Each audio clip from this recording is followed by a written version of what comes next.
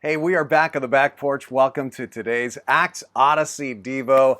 As always, way more detail in your Acts Odyssey book, which I hope you are enjoying. Okay, what happens in this chapter of Acts is very weird.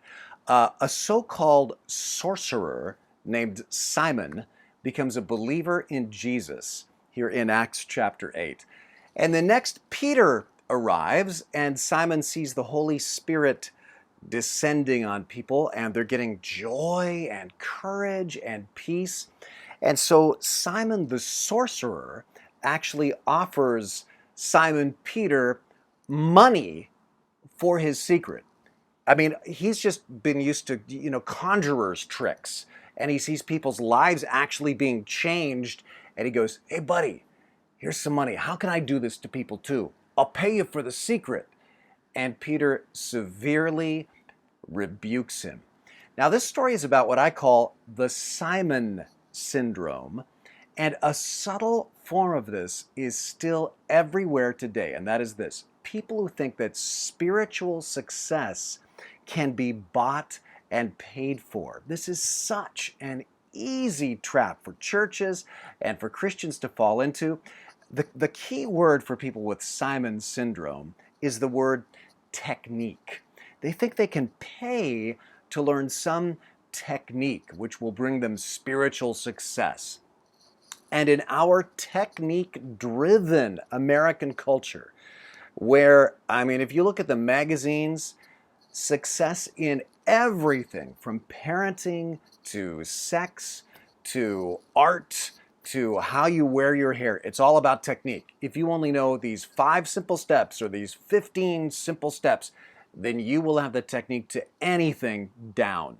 And so it's easy to think that our spiritual lives can be like that too, right? What is the technique to being a better Christian? What's the technique to having prayers that come true?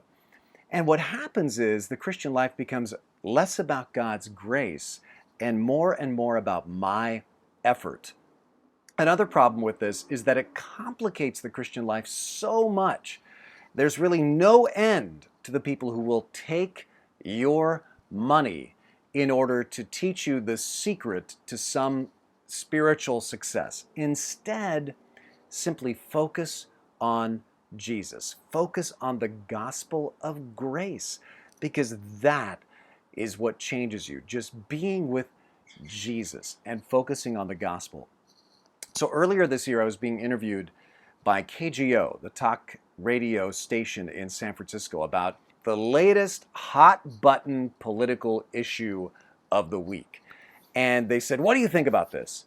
And I don't know what they really thought about my response. They called me up to interview me, and I said, honestly, I feel like it's a giant distraction from the message of the church.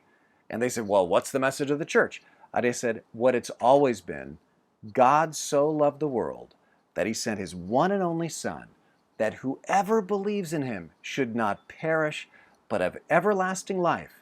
And now we obey God and we love others because he first loved us. I was so glad to be able to say those simple scriptures on KGO, because that's our message. It is simple. It is life-changing. It is free.